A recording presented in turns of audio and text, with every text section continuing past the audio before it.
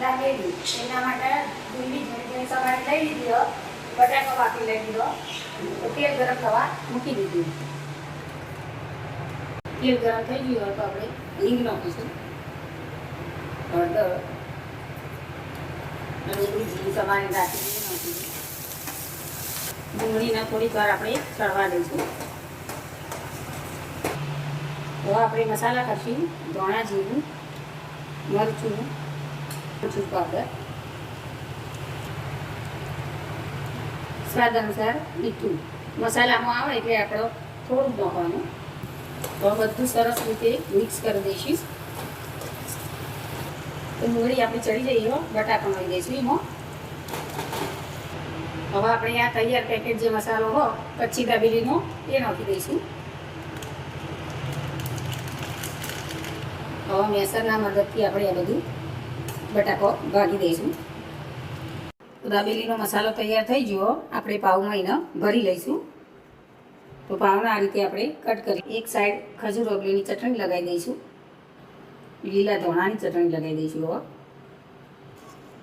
તો આ મસાલો બનાવી રાખ્યો એ ભરી દઈશું. સરસ રીતે આ દબાઈ કરવાનું, નીકળી ન જાય.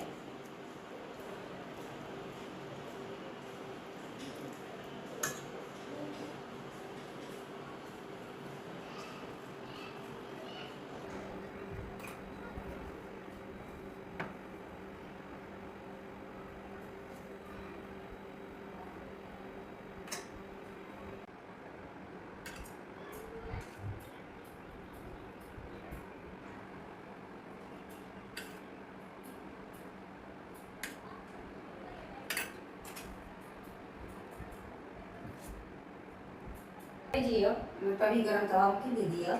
તો તવી ગરમ થઈ ગયો, તેલ રેડી, દાબેલીને શેકી દઈશું.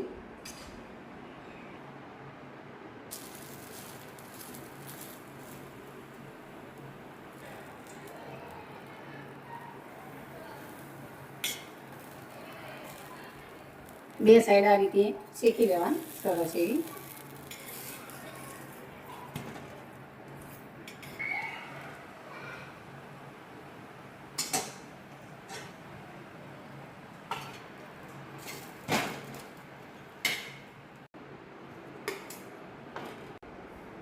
મિત્રો આપણી દાબેલી બની તૈયાર થઈ જઈએ. અમારો વિડીયો ગમે તો જોતા રહેજો અને લાઈક શેર અને સબસ્ક્રાઈબ કરતા રહેજો.